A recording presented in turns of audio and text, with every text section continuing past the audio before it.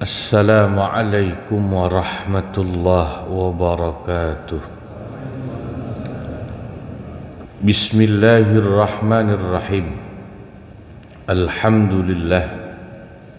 Wassalatu wassalamu ala rasulillah Sayyidina Muhammadin wa ala alihi wa ashabihi wa man tabi'a hudah, amma ba'd.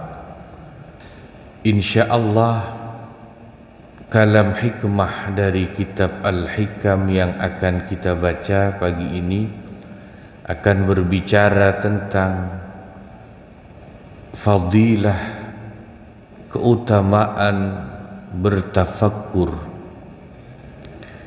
yang kalau dalam bahasa intelektual disebut kadang dengan istilah kontemplasi, refleksi dan lain sebagainya. Qala asy-syaikhul muallifu rahimahullah wa adaman naf'a bih wa bi barakati ulumihi wa bikum fid daraini amin. Berkata asy-syaikhul muallif al-imam Ibnu Athaillah al-Iskandari, al-fikratu siyarul qalbi fi mayadinil aghyari. Al-fikratu, tafakkur itu, siyarul qalbi adalah perjalanan hati,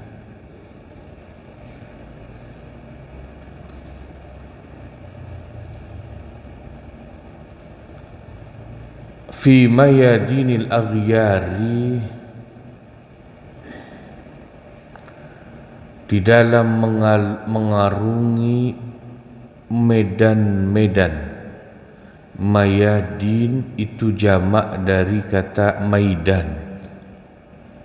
Orang Indonesia menyebutnya medan, dari bahasa maidan, arena. Medan itu arena. Al-aghyar, tempat atau arena atau medan yang diarungi oleh tafakkurnya hati itu al-aghyar. Al-aghyar maknanya dunia makhluk ciptaan Allah, itu al-aghyar. Jadi kata Ibnu Athaillah, al-fikrah atau tafakkur itu hakikatnya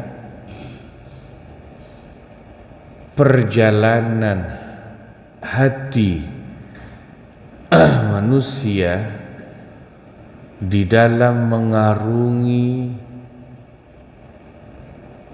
medan-medan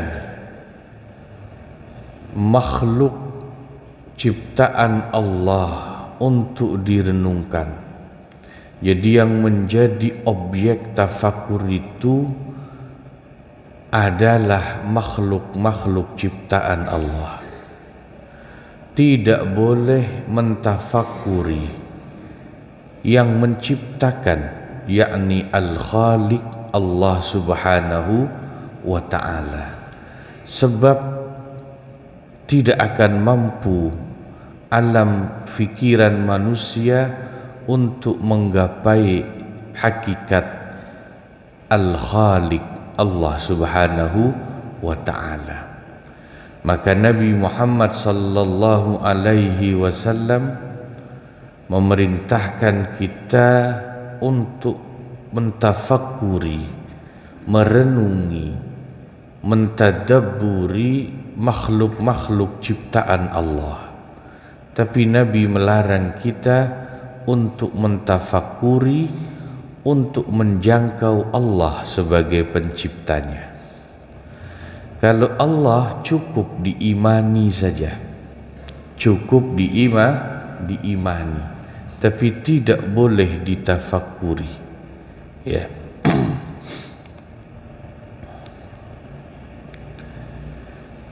Qala al-Imam Abul Qasim al-Qushairi radhiyallahu an, berkata al-Imam Abul Qasim al-Qushairi, pengarang kitab Ar-Risalah Al-Qushairiyah, namanya Imam Abul Qasim Al-Qushairi. Ini kitab tasawuf yang menjadi kitab induk dan rujukan kitab-kitab tasawuf berikutnya, karena ditulis cukup awal pada sekitaran tahun 300 Hijriah. Nanti kitab-kitab tasawuf lain atau berikutnya banyak menginduk dan mengambil dari kitab Ar-Risalah Al-Qushairiyah karya Abul Qasim Al-Qushairi, termasuk kitab Ihya Ulumuddin karya Imam Ghazali dan lain-lain. Nah, dikatakan oleh Abul Qasim Al-Qushairi, at-tafakkuru na'tu kulli talibin. Tafakkur, merenung, itu menjadi sifat utama yang melekat pada diri setiap orang yang mencari ridha Allah, mencari jalan untuk bisa wusul kepada Allah. Wa thamratuhu al-wusul, dan buah dari banyak bertafakur merenung itu, dia akan bisa wusul. Wusul maknanya kurang lebih sampai, secara bahasa sampai dalam hal apa? Sampai mendapatkan ma'rifatullah, itu namanya al-wusul. Sungguh-sungguh mengenal Allah, itulah buah dari banyak bertafakkur. Tapi tafakkur yang seperti itu bisyartil ilmi, syaratnya harus punya fondasi ilmu syariat agama. Ilmu syariat agamanya harus cukup. Sebab kalau tidak cukup, orang bertafakkur berbahaya. Bisa jadi ada talbisu iblis, bisikan iblis yang masuk ke dalam hatinya, sehingga justru dia disesatkan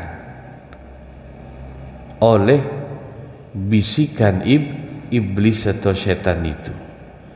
Makanya ilmu agamanya harus cukup sebagai fondasi bertafakkur.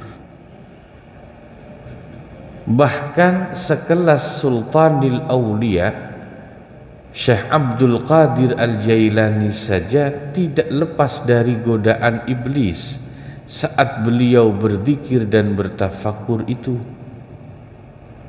Ketika munajat di malam hari, tiba-tiba datanglah cahaya terang di hadapan beliau, dan ada suaranya mengatakan kepada Syekh Abdul Qadir, "Ya Abdul Qadir, ana rabbuka wa qad abahtu lakal muharramat."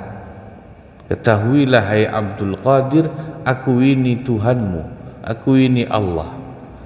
Karena kau ibadahnya bagus, kau sekarang jadi waliku, kau enggak perlu salat lagi Abdul Qadir, kau enggak perlu puasa lagi. Ya, itu ada dalam kitab Manaqib Al-Lujainud Dani, ya, fi Manaqibi Al-Qutbir Rabbani Syekh Abdul Qadir Jilani. Kira-kira Pak, kalau Bapak Ibu lagi tahajud malam-malam ada kejadian begitu, kira-kira nih, tahu-tahu muncul cahaya terang, terus ada suaranya, "Ketahuilah aku ini Allah Tuhanmu." Suaranya ngomong begitu. "Bagus, aku senang melihat ibadahmu. sekarang aku angkat jadi waliku, besok-besok kau nggak usah sholat lagi, udah lulus, nggak usah puasa lagi, udah lulus. Kira-kira kalau sampean yang digituin gimana? Percaya itu Allah beneran pasti ya? Saya yakin banyak yang ketipu, nanti menganggap itu Allah beneran. WA-nya nanti dianggap WA dari Jibril. Mana ada Jibril punya WA itu?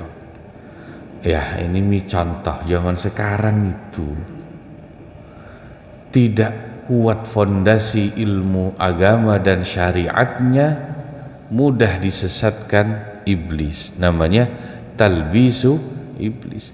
Tapi karena Syekh Abdul Qadir Al-Jailani fondasi ilmunya kuat, beliau langsung jawab, ikhsa ya la'in, enyahlah kau wahai setan yang dilaknat. Diusir langsung sama Syekh Abdul Qadir. Beliau tahu itu setan yang menggoda. Lalu setannya nanya lagi, ya Abdul Qadir, bima arafta anni syaitan, dengan apa kau bisa tahu kalau saya ini setan yang nyamar jadi Allah? Kata Syekh Abdul Qadir, ya, biqaulika abahtu lakal muharramat fa'alimtu anna Allah ta'ala la ya'muru bil fahsya. Sebab ucapanmu yang mengatakan sekarang kau nggak perlu capek-capek sholat lagi, semua hal hukumnya halal untukmu. Aku tahu itu pasti setan yang berani ngomong gitu, sebab Allah sudah berfirman, Allah tidak mungkin menghalalkan perkara-perkara yang keji dan mungkar, al-fahsya. Nggak ada Allah perintah begitu. Ini kan fondasinya ilmu, Pak. Betul ya? Nah, contoh. Makanya pentingnya ilmu untuk fondasi kita bertafakur. Kalau ilmunya cukup, nanti banyak tafakur merenung, akan semakin menemukan hakikat ilmu dan kebesaran Allah. Contoh, ketika orang mulai salat, ini kalau tafakur dengan ilmu, takbiratul ihram, takbir yang pertama disebut takbiratul ihram, Allahu Akbar. Dalam ilmu fikih, kenapa disebut takbiratul ihram? Karena ihram maknanya, takbiratul ihram maknanya takbir yang menyebabkan segala perbuatan yang halal di luar salat menjadi haram. Makan, minum, ngobrol, ketawa, itu kan halal dikerjakan di luar salat. Tapi begitu sudah takbir, maka menjadi haram dilakukan di dalam salat. Maka disebut takbiratul ihram. Nah, nanti kalau ilmu kita bertambah, kita merenungi, tapi masa cuman itu saja makna takbiratul ihram? Anda nanti akan dapatkan dalam perenungan tafakur itu makna-makna yang lebih luas di samping makna ilmu fikih yang menjelaskan takbiratul ihram. Misalnya begini, sambil salat nanti habis itu Anda renungi, angen-angen, kan yang dibaca Allahu Akbar, berarti kemungkinan disebut takbiratul ihram itu artinya takbir yang mengharamkan selain Allah untuk diingat oleh orang yang salat itu. Ketika orang sudah Allahu Akbar mengucapkan takbiratul ihram, maka artinya semua selain Allah haram masuk ke dalam hati orang yang sudah takbir itu. Itu nanti makna-makna ilmu yang seperti itu bisa didapat kalau banyak tafakkur, tafakkur. Jadi hakikatnya kita Allahu Akbar, takbiratul ihram itu juga mengajarkan kita kalau sudah Allahu Akbar dan disebut takbiratul ihram, maka haram sebetulnya yang selain Allah masuk ke dalam hati kita dan pikiran kita di saat salat. Ya.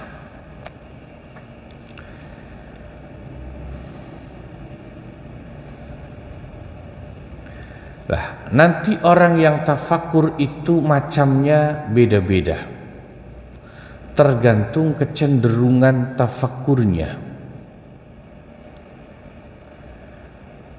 Ada yang bertafakkur itu aspeknya aspek zuhud,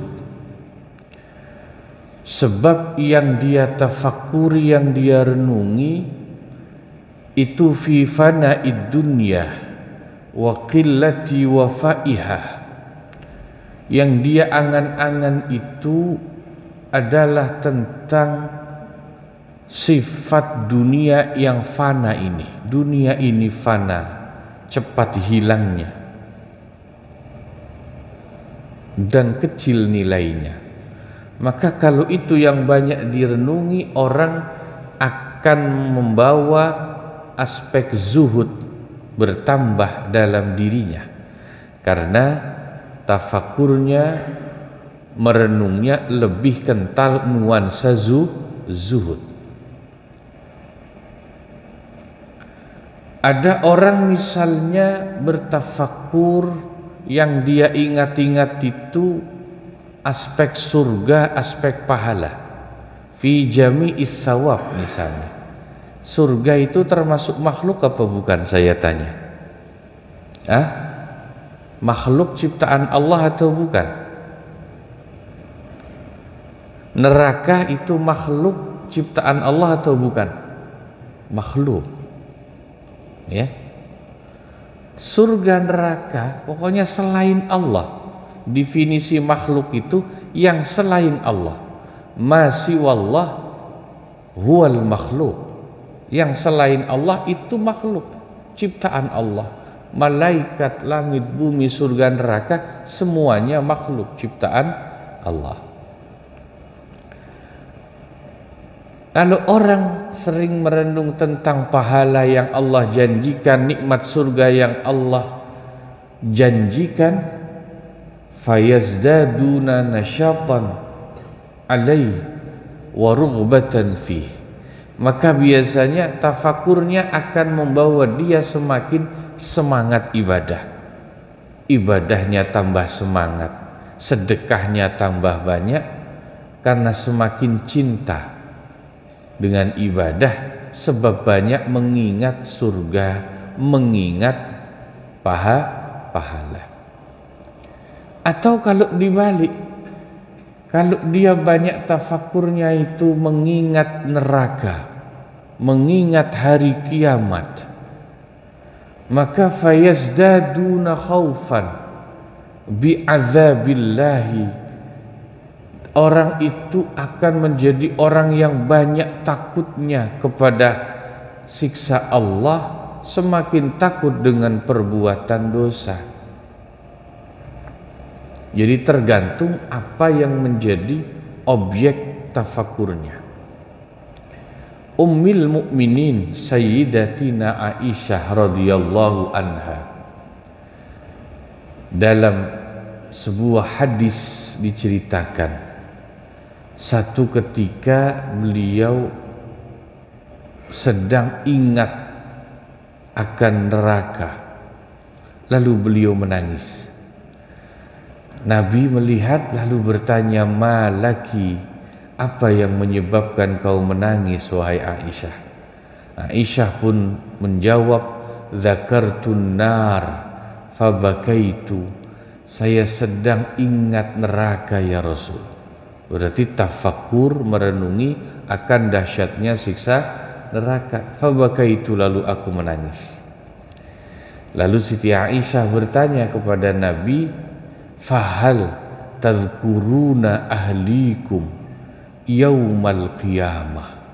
apakah kalian para suami ya atau seseorang itu maknanya nanti hari kiamat masih bisa ingat ahlikum, keluarganya ya Rasul. Ya. Kata-kata ahli itu keluarga maknanya.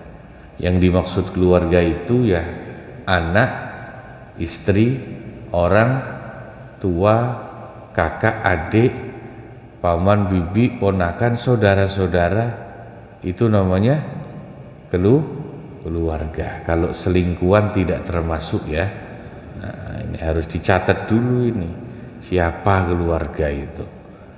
Ini hadisnya kalau Anda mau cari ada di kitab Al-Jami'us Shaghir karya Imam Jalaluddin As-Suyuti, nomor hadis 1603. Lalu Nabi jawab, ini hebat nih, Masya Allah, hadis ini bikin kita malu ya.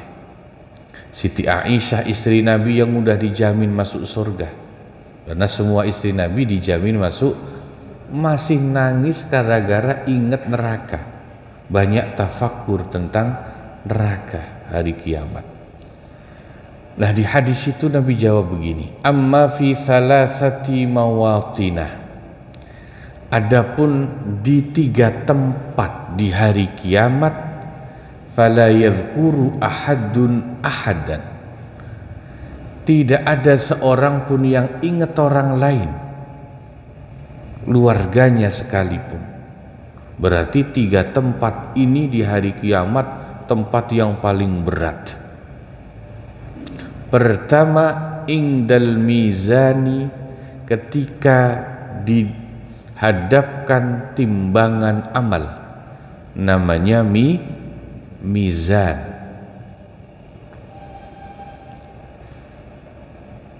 Hatta ya'lama ayakhiffu mizanuhu am yaskulu. Orang ketika ditimbang amalnya itu berat sekali, dahsyat, mengerikan, sehingga dia tidak ingat siapapun, dia hanya mencari keselamatan dirinya. Sampai nanti hasil penimbangannya selesai diketahui apakah timbangan amalnya itu ringan, kebaikannya enteng atau berat. Nah, kalau timbangan pahalanya berat, fa amma man saqulat mawazinuhu fa huwa fi 'aisyatir radiyah, selamat dia. Wa amma man khaffat mawazinuhu fa ummuhu hawiyah. Tapi kalau ringan timbangan amal kebaikannya, tandanya dia celaka, neraka hawiyahlah tempatnya. Ya, ini semua orang takut saat ditimbang amalnya.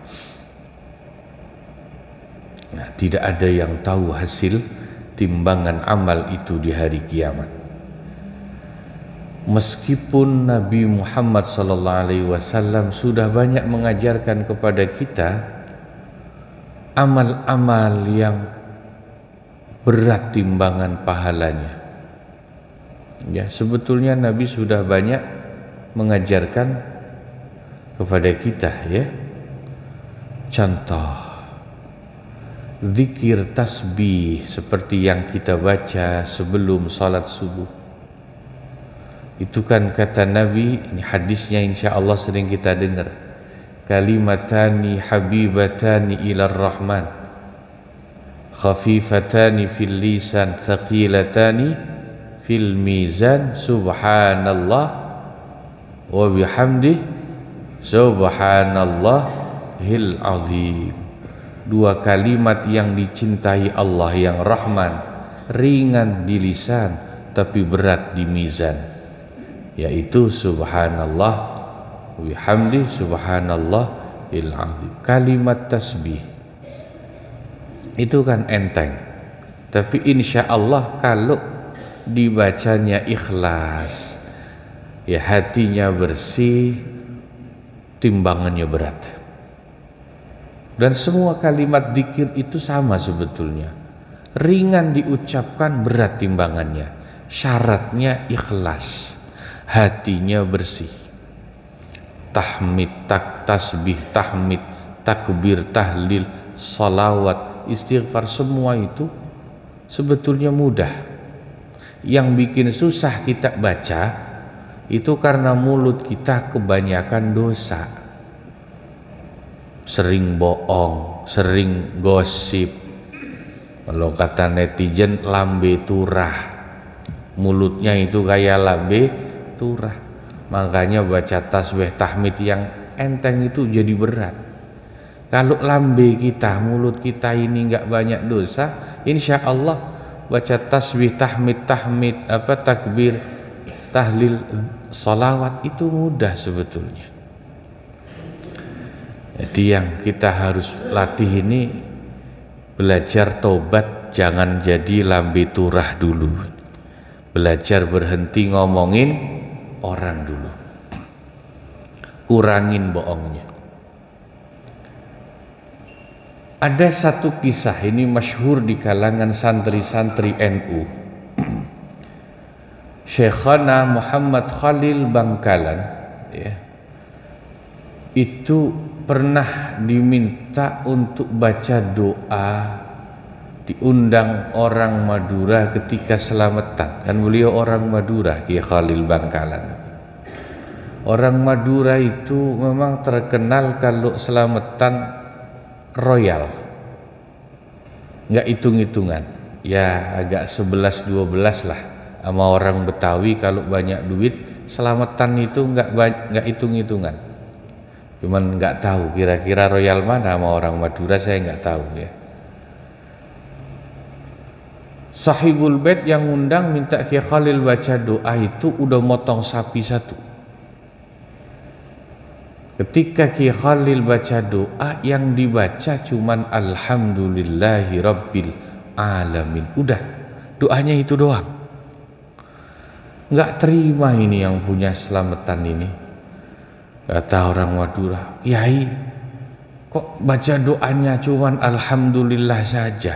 Saya selamatan sudah motong sapi, sudah keluar uang banyak, Kiai.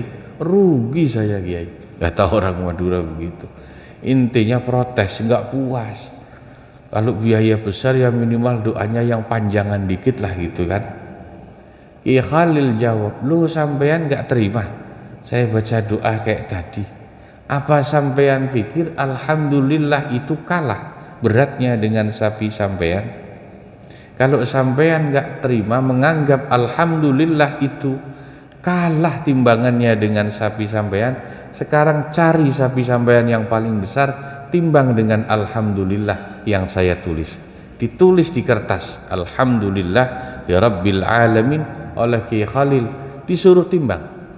Begitu ditimbang dengan sapi yang paling besar, tetap lebih berat timbangan alhamdulillah yang ditulis Kiai Khalil Bangkalan. Ini karomah beliau. Tapi yang baca Kiai Khalil, yang baca Kiai Khalil ikhlas, hatinya bersih ya. Anda saya juga sebetulnya sama bisa, asal hatinya bersih, ikhlas. Satu kalimat dzikir itu berat sekali pahalanya ya. Itu pertama, al-mizan. Yang kedua, wa indal kitab hina yuqalu ha'u muqra'u kitabiyah. Pada hari kiamat tempat yang sangat mengerikan itu adalah saat kitab rapot amal manusia dibagikan. Diucapkan dalam Al-Quran surat Al-Haqqah, ha'u muqra'u kitabiyah. Ambil, baca rapot kalian masing-masing ya. Hatta ya'lama aina wudi'ah am fi yaminihi am fi shimalihi am min wara'i dhahri. semuanya takut, tidak ingat siapapun, karena dia tidak tahu nanti rapotnya diterima melalui tangan yang sebelah apa ke tangan kanan, apakah rapotnya diberikan ke tangan kiri atau diberikan melalui belakang punggungnya. Itu 3 cara, kata Nabi, rapot amal manusia dibagikan. Kalau dibagikannya ke tangan kanan, alhamdulillah, ashabul yamin, ya, tandanya orang mukmin itu ahli surga. Fa amma man utiya kitabahu biyamini fasawfa yuhasabu hisaban yasira. Hisabnya ringan, insya Allah langsung selamat masuk surga. Nah, kalau tangan kiri dikasihnya, itu dia, kata ulama, orang mukmin juga, tapi al-asi, yang banyak maksiat, harus mampir dulu, study tour dulu ke neraka. Ya, itu kalau tangan kiri. Nah, kalau yang dikasih dilempar dari belakang punggungnya, fa amma man utiya kitabahu min wara'i dhahri fasawfa yad'u subura wa yasla sa'ira. Itu orang kafir, ahli neraka. Nah, itu yang kedua. Yang ketiga, wa indas sirat, kata Nabi. Yang terakhir atau yang ketiga, yang paling menakutkan di hari kiamat, ketika orang harus melewati siratal mustaqim, jembatan yang dibentangkan di atas neraka jahanam, yang kata guru-guru kita seperti sehelai rambut dibelah 7. Ya, ini bahasa metafora, ya, bahasa kiasan. Rambut sehelai aja kecilnya segitu, apalagi dibelah 7, nggak kelihatan dong. Ini kan bahasa metafora, artinya saking licinnya itu siratal mustaqim, sulit sekali dilewati. Hina wudi'a baina dhahranai jahannam hafatahu kalalibu kathiratun wa hasakun kathirun yahbisullahu biha may yasha'u min ibadi hatta ya'lama ayanju amla. Di pinggir-pinggirnya jembatan itu, siratal mustaqim itu, disebar anjing-anjing neraka dan duri-duri yang tajam, yang Allah akan membuat siapapun yang Allah kehendaki nggak bisa lewat, pasti kepleset, jatuh ke neraka. Nah, disitulah tahap terakhir yang paling menakutkan. Ya, Masya Allah, ya. Pernah dengar hadis ya Pak? Nanti orang, ada yang karena dulu di dunia rajin kurban unta, dia nunggang unta. Pernah dengar itu? Pernah? Yang kurban sapi, insya Allah jadi tunggangannya melewati siratal. Yang kurban kambing, ya, kurban ayam, ada kurban ayam.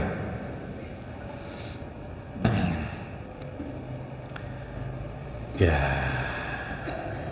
ada riwayat itu.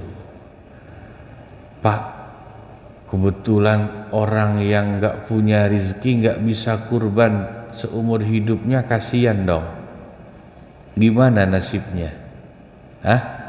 Gimana? Jangan berkecil hati. Dalam satu hadis juga Nabi mengatakan, barang siapa yang pergi Jumatan di jam pertama, man roha fi sa'atil ula faka'annama, ya, adha. Barang siapa yang berangkat Jumatan di jam pertama, bagaikan orang yang nyembelih unta, ya, jam 6 pagi berangkatnya, dapatnya unta. Pernah dengar nggak di sini? Pernah dengar?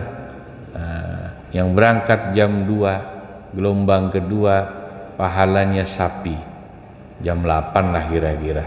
Terus jam ketiga kambing, keempat ayam, terakhir kelima telur.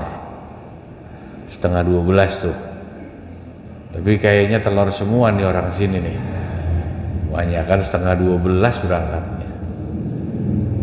Ya, ada peluang lain juga. Jadi Nabi itu menyampaikan rahmat Allah kepada umatnya, tidak hanya yang mampu kurban saja, yang tidak mampu kurban tetap bisa dapat pahala seperti yang berkurban. Nah, ini contoh bagaimana hadis ini menjelaskan cerita Siti Aisyah itu yang sudah jaminan surga saja banyak tafakur, ingat neraka, ingat kiamat, sampai minta dijelasin sama Nabi jelasin.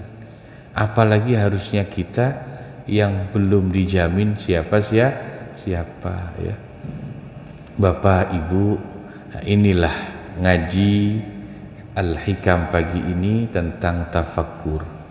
Semoga manfaat untuk kita semua, menambah semangat kita untuk banyak tafakkur, merenung, untuk meningkatkan iman dan amal ibadah kita. Al-Fatihah. A'udzubillahi minasyaitonirrajim. Bismillahirrahmanirrahim. Alhamdulillahi rabbil alamin, arrahmanir rahim, maliki yaumiddin. Iyyaka na'budu wa iyyaka nasta'in, ihdinas siratal mustaqim, siratal ladzina an'amta 'alaihim ghairil maghdubi 'alaihim waladdallin. Amin. Bismillahirrahmanirrahim. Alhamdulillahi rabbil alamin. Allahumma salli wa sallim wa barik ala sayyidina Muhammad wa ala ali sayyidina Muhammad. Allahumma anfa'na bima 'allamtana wa 'allimna ma yanfa'una wa zidna ilman wa yaqina. Alhamdulillah ala kulli hal wa na'udzu billahi min hali ahli an-nar. Ya Fattah ya Mu'in iftah lana ilmal yaqin.